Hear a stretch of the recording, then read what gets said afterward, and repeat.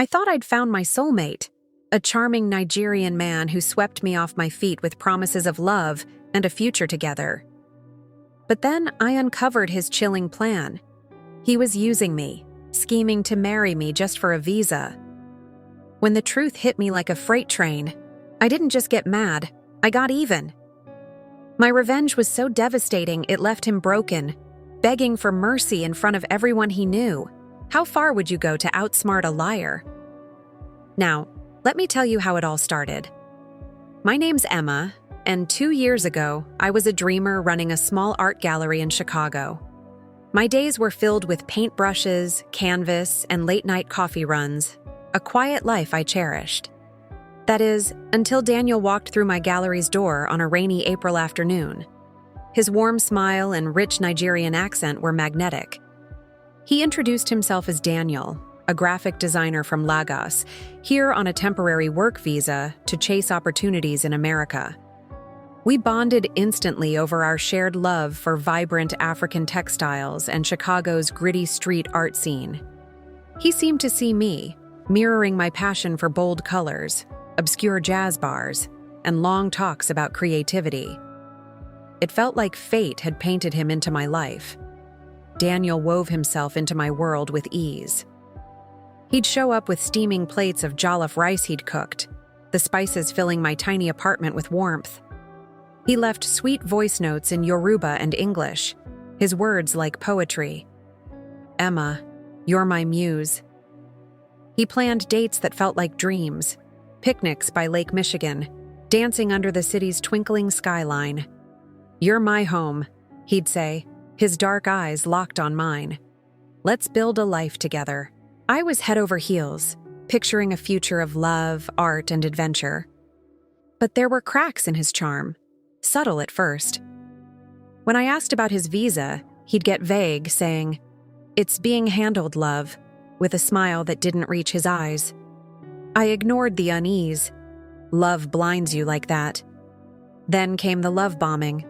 He'd surprise me with handmade bracelets inspired by Nigerian beadwork, write poems about our destiny, and call me his queen. But if I pressed too hard about his plans or future, he'd go cold, giving me the silent treatment for days.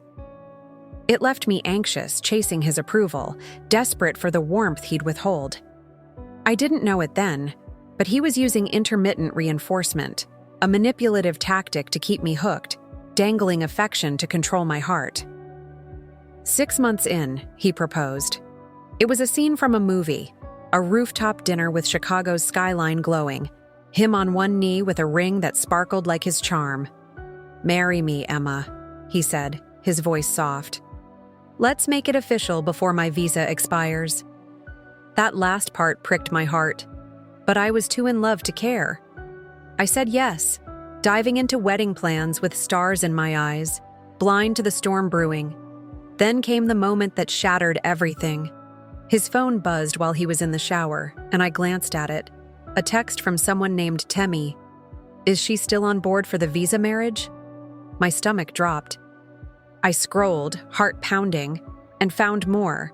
Clinical messages about green card timelines and keeping her committed. It was like a punch to the gut. When I confronted him, he laughed it off, saying Temi was his cousin helping with immigration. His gaslighting was smooth, his smile disarming, but doubt crept in like a shadow. I couldn't unsee the truth. I started watching him closer, my heart breaking with every clue.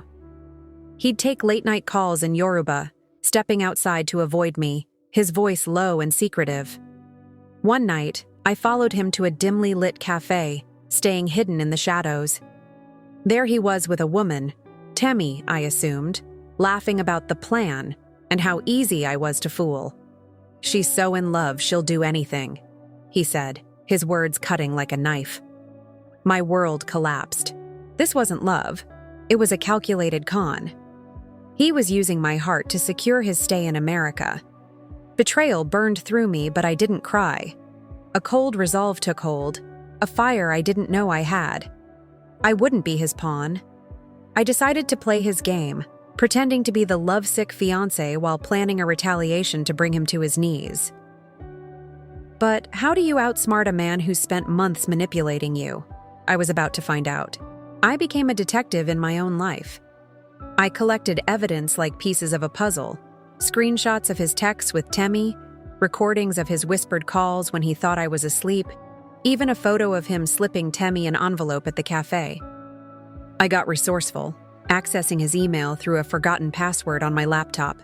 There, I found a folder labeled U.S. Stay Plan, a chilling blueprint of his scheme. It included visa forms, a timeline for our marriage, and notes on keeping Emma invested. He'd planned every gesture, every sweet word, to lock me into his con. It was like reading a script where I was the clueless lead, and it made my blood boil. I turned his tactics against him. I mirrored his charm, gushing over wedding plans to keep him complacent. Daniel, you're right. A small ceremony would be so romantic, I'd say, watching him relax, thinking he still had me. But I was setting a trap. I suggested we meet an immigration lawyer, my friend Sarah, who was in on my plan. At the meeting, I played the naive fiancé, letting Daniel spin his story about love and his expiring visa. Sarah asked pointedly, "So, this marriage is purely for love? No other motives?" Daniel nodded, but I saw the sweat bead on his brow. The seed of doubt was planted, and I could feel his confidence slipping. I leaned into triangulation to shake his world further. I casually told Daniel's friend, Adi, that I'd heard rumors about Daniel's visa troubles. Ade, loyal but curious, confronted him, and I watched Daniel's excuses start to unravel. I also messaged Temi anonymously from a burner phone, posing as a concerned friend and hinting Daniel was reconsidering their plan. Her frantic text to him, intercepted via a tracking app I'd installed on his phone, showed their alliance cracking. They were turning on each other, just as I'd hoped. Then I played his emotional game, mimicking his intermittent reinforcement.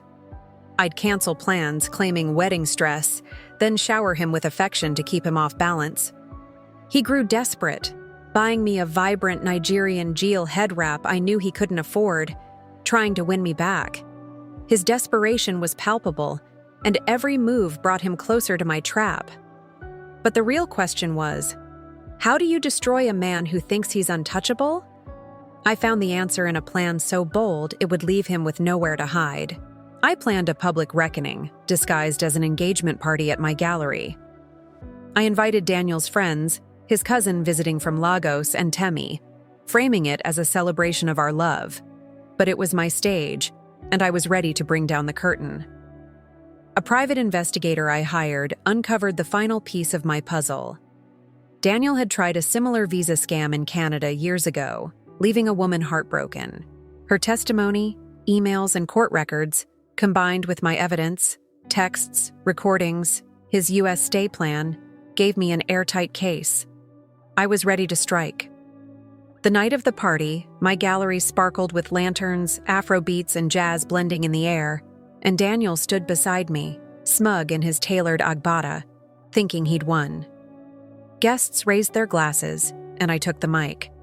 "Thank you for celebrating our love," I said, my voice steady as I smiled at Daniel. He squeezed my hand, clueless. Then I turned the knife. But tonight, I'm sharing the truth. I projected a slideshow on the gallery wall, his texts with Temi, his visa checklist, the Canadian woman's story. The crowd gasped, their eyes darting to Daniel as his face drained of color. I played a recording of him and Temi. She's eating out of my hand, visas in the bag. Temi, in the crowd, turned scarlet, trying to slip away, but all eyes were on her. I revealed the Canadian scam, showing the woman's tearful affidavit, her voice trembling as she described Daniel's betrayal. Daniel's cousin shook his head, muttering in Yoruba, his disappointment palpable. "You're lying!" Daniel shouted, his voice cracking as he tried to play the victim. But I was ready. I held up his phone, displaying live texts to Temi from that morning. "She's still clueless." The room erupted. Friends turned away. His cousin stormed out, the air thick with betrayal. But I wasn't done. I'd tipped off immigration authorities who waited outside the gallery. As Daniel tried to run, they stopped him, citing suspected immigration fraud. His visa was revoked on the spot, his dreams crumbling before his eyes. He dropped to his knees, his tailored agbada crumpling, and begged, "Emma, please don't ruin me." His voice was raw, desperate, but I felt only cold triumph. I'd turned his own game, love bombing, gaslighting, triangulation, against him, and he had nothing left. The fallout was swift and merciless. Temi vanished, his friends cut contact, and my video of the party went viral online, exposing Daniel's con to the world. He was deported back to Nigeria, his design dreams shattered, his reputation in tatters. I rebuilt my life, my gallery thriving, my heart stronger than ever. I'd learned a hard lesson. Love can blind you, but betrayal can sharpen you. Daniel thought he could play me, but he underestimated the power of a woman scorned. If you've ever been betrayed, let this be a reminder. You're stronger than their lies. Hit that like button, subscribe, and share your story in the comments below.